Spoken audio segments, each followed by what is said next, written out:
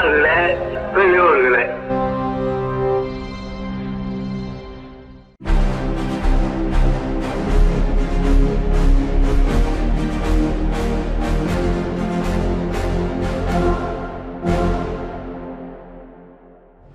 அனைவருக்கும் வணக்கம். இந்த விடுதலை பார்வைக்கு அன்போடு வரவேற்கிறோம். சுயமரியாதை, பகுத்தறிவு, சமூக நீதி ஆகிய கருத்துக்களுடன் வெளிவரும் உலகின் ஒரே பகுத்தறிவு நாளேடான விடுதலை இன்று வெளிவந்திருக்கிறது. இன்றைய விடுதலையில் பல்வேறு செய்திகள் இடம் பிடித்திருக்கின்றன. குண்டு வெடித்தது செங்கோட்டையிலா, செயின்ஜார் கோட்டையிலா? தமிழ்நாட்டில் பயங்கரவாதம் என்று அவதூறு பேசும் RSS ஆளுநரே, தமிழ்நாட்டை விட்டு வெளியேறுங்கள் அல்லது கமலாலயத்தில் அமர்ந்து அரசியல் செய்யுங்கள், எதிர்கொள்ள தயார் என்று மன்னார்குடியில் நடைபெற்ற கூட்டத்தில் தமிழர் தலைவர் ஆசிரியர் அவர்கள் ஆளுநருக்கு நேரடி சவால் விடுத்துள்ளார்.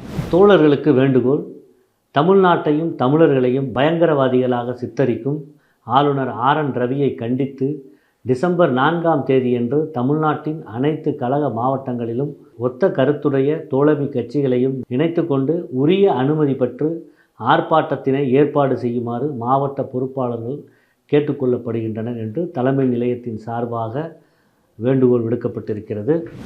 இன்றைய விடுதலை தலையங்கம் ஒரு முக்கியமான செய்தியை எழுதியிருக்கிறது. பிரதமர் மோடி ஏற்றிய கொடியின் அடையாளம் என்ன என்பது குறித்து தான் இன்றைக்கு விடுதலை எழுதியிருக்கிறது.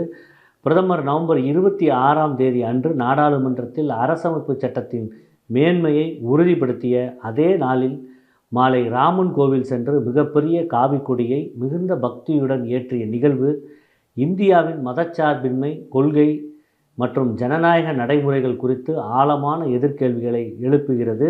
அரசமைப்பு சட்டம் ஒரு நாட்டின் மிக உயர்ந்த சட்டமாக கருதப்படுகிறது. அரசின் தலைவர்கள் அரசமைப்பு சட்டத்தை கொண்டாடி அதன்படி நடப்பேன் என்று உறுதி கூறுவது சடங்குகளை விட சட்டம்தான் உயர்ந்தது என்பதை குறிக்கிறது.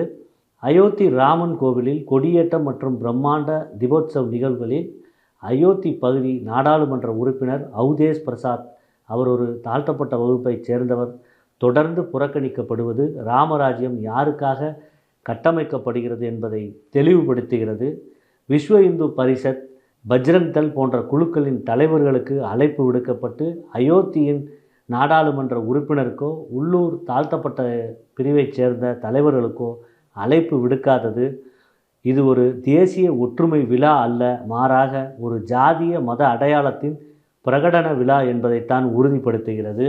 ஜனநாயக ரீதியாக தேர்ந்தெடுக்கப்பட்ட பிரதிநிதிகள் புறக்கணிக்கப்படுவதும் ஜாதிய பாகுபாடுகள் மீண்டும் வெளிப்படையாக அரங்கேற்றப்படுவதும் இந்த சித்தாந்தம் அரசமைப்பு சட்டத்தின் மீதும் சமூக சமத்துவத்தின் மீதும் செலுத்தும் ஆபத்தான தாக்குதலை அப்பட்டமாக காட்டுகிறது.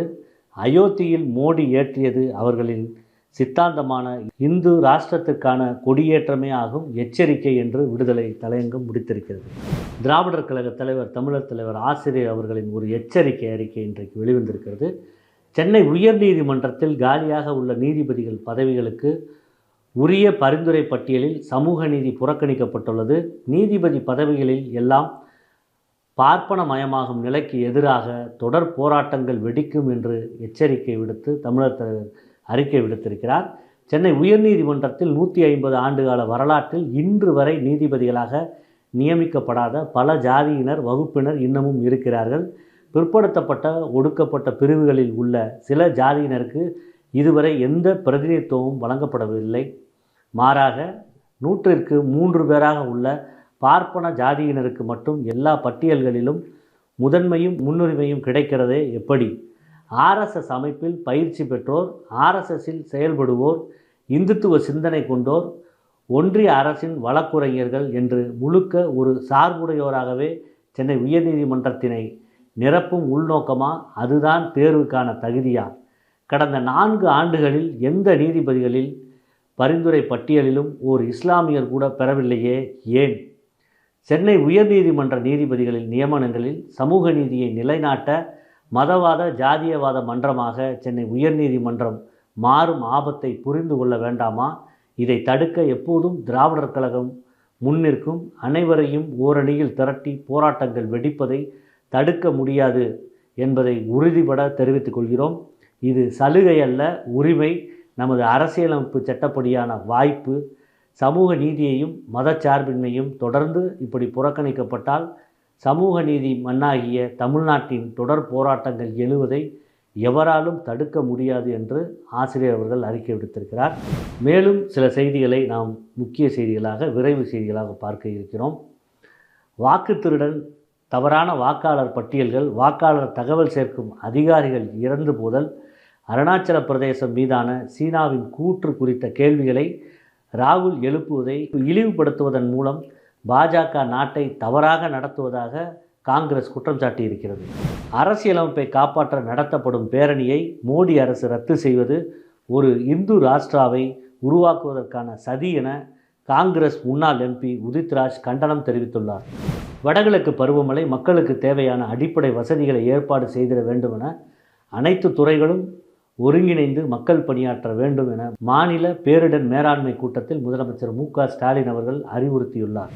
திருநங்கையாக மாறியவருக்கு பெண் செவிலியர் உதவியாளர் பணி வழங்க உயர்நீதிமன்றம் உத்தரவிட்டுள்ளது. வாக்காளர் பட்டியல் தீவிர திருத்த பணிக்கு எதிரான வழக்கில் தேர்தல் ஆணையத்தை நோக்கி உச்சநீதிமன்றம் அடுக்கடுக்கான கேள்விகளை எழுப்பியிருக்கிறது. கடையநல்லூர் அருகே பேருந்து மோதிய விபத்தில் 7 பேர் உயிரிழந்துள்ளார்கள். இதில் தாயை இழந்த மாற்றுத்திறனாளி பெண்ணுக்கு முதலமைச்சர் மு.க.ஸ்டாலின் ஆறுதல் கூறி அரசு வேலை வழங்கியுள்ளார். 2014 மக்களவைத் தேர்தலில் காங்கிரஸ் தோற்க சதிவேலை செய்த CIA, மொசாத் உளவு அமைப்புகள் என காங்கிரஸ் முன்னாள் எம்பி தகவல் தெரிவித்திருக்கிறார். மேலும் இதுபோன்ற செய்திகளை பார்த்திடவும் ஆசிரியரின் உரைகள், பேட்டிகள், குழந்தைகளுக்கான காணொளிகள், பகுத்தறிவு திரைப்படம், ஆவணப்படம், குறும்படம் இவைகளை பார்த்திட பெரியார் விஷன் OTTயை தரவிறக்கம் செய்து சப்ஸ்கிரைப் செய்யுமாறு கேட்டுக்கொள்கிறோம். நன்றி, வணக்கம்.